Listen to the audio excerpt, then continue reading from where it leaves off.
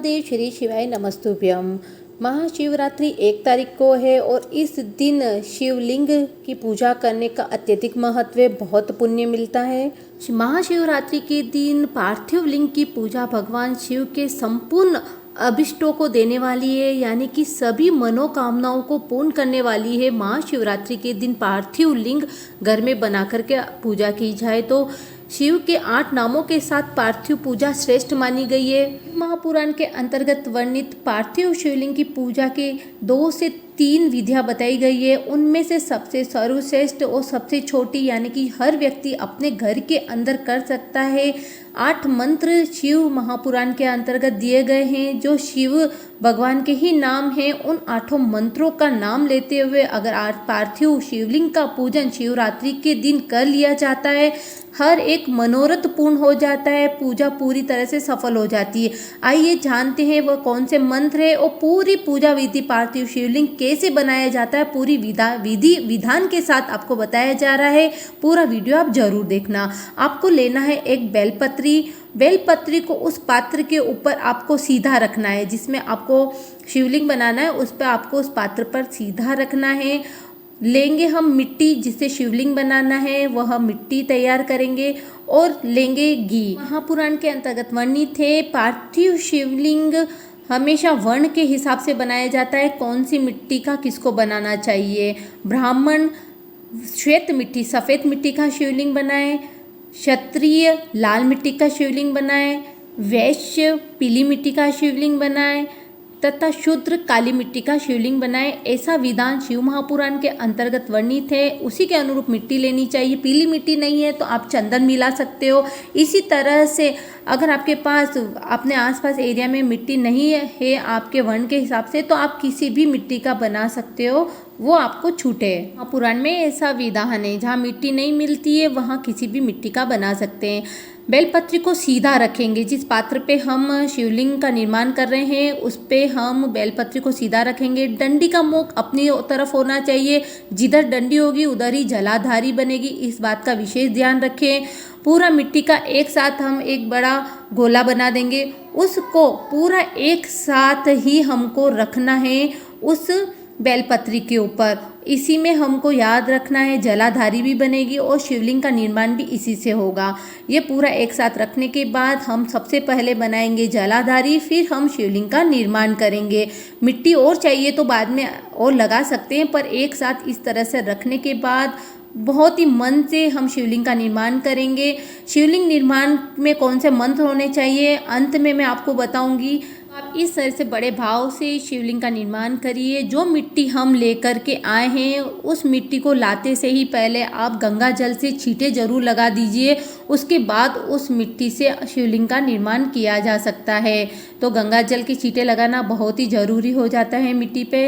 इस तरह से बड़े भाव से मंत्रों का उच्चारण करते हुए श्री शिवाय नमस्तुभ्यम, ओम नमः शिवाय, नमः शिवाय मन ही मन सुमिरन करते हुए उच्चारण करते हुए लगाइए। अंत में हम लगाएंगे घी। घी से क्या होता है, शिवलिंग में हम जितनी भी पूजा करेंगे, जो दूध दही घी चढ़ाया जाएगा, अभिषेक किया जाएगा, जिससे शिवलिंग हमारा पिघलेगा नहीं, यानी कि वह बिखरेगा नहीं। तो इस तरह से घी लगाने से शिवलिंग हमारा ठोस हो जाता है और जो चीज़ें हम चढ़ाएंगे तो वो अपने आप नीचे उतरती जाएगी, शिवलिंग हमारा वैसा ही रहेगा। और जो जलाधारी का मुख है हमने बेलपत्री की डंडी की तरफ रखा है। 1 अंगुष्ठ से ज़्यादा बड़ा शिवलिंग नहीं होना चाहिए, आप नाप के देख लीजिए। अब हम बनाते हैं वासुकी नाग।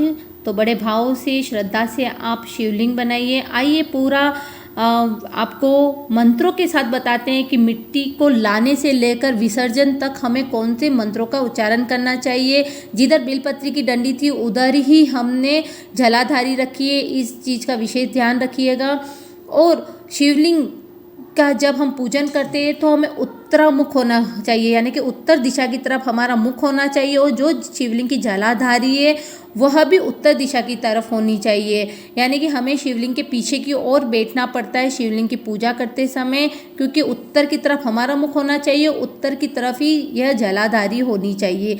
इसलिए दक्षिण की तरफ पीठ रहेगी और उत्तर की तरफ हमारा मुख रहेगा, इस बात का विशेष ध्यान रखिएगा। ये जानते उन मंत्रों को जो मिट्टी लाने से लेकर के शिवलिंग के विसर्जन तक के नियम मंत्र हैं, आप इन्हें जरूर अब सुमिरन करते हुए अगर शिवलिंग का पूजन करेंगे, पार्थिव लिंग का पूजन करेंगे तो भगवान आपकी मनोकामना पूरी जरूर करेंगे। पार्थिव लिंग बनाने के लिए मिट्टी लाएं, ओम हराय नमः, ओम हराय नमः का उच्चारण करते हुए मिट्टी लेकर के आएं। ओम महेश्वराय नमः का उच्चारण करते हुए लिंग निर्माण करें। ओम शंभवे नमः बोलकर उस पार्थिव लिंग की प्रतिष्ठा करें। ओम शूलपाणे नमः कहकर पार्थिव लिंग का शिव का आह्वान करें। ओम पीनाक्षय नमः कहकर शिवलिंग को नहलाएं, यानी उनका अभिषेक करें, नहलाएं। ओम शिवाय नमः बोलकर पूरी पूजा करें। ओम नमः शिवाय का उच्चारण करते हुए आपको जो भी समर्पित करना है पूरी पूजा ओम नमः शिवाय के उच्चारण करते हुए करें। जब हमारी पूजा संपूर्ण हो जाती है तो ओम पशुपतये नमः कहकर क्षमा प्रार्थना करें। अगर कोई गलती हमसे हो गई है पूजा करने में तो ओम पशुपतये नमः कह करके क्षमा प्रार्थना ले करें। ओम महादेवाय नमः कह करके आराध्य देव का विसर्जन करें। जब विसर्जन कर रहे होंगे तो ओम महादेवाय नमः का उच्चारण करेंगे। और एक बात का विशेष ध्यान रखेंगे, जब हम विसर्जन कर रहे होंगे तो जो जलाधारी का अंत का कोना रहता है इस तरह से हमें विसर्जन करना है कि जलाधारी हमारी तरफ रहे, और जब विसर्जन करेंगे तो वो जब लास्ट में दिखे तब हमारी मनोकामना हमें बोल देनी है। शिव महापुराण वर्णित करती है कि जिससे हमारी मनोकामना बहुत ही जल्दी पूरी हो जाती है। तो इसी तरह से विधि विधान से महाशिवरात्रि के दिन आप शिवलिंग पूजन जरूर करिए, पार्थिव लिंग का पूजन आप जरूर करिए। पार्थिव लिंग हमेशा हमें हमारे हाथों से ही बनाना चाहिए, इस बात का जरूर ध्यान रखिए।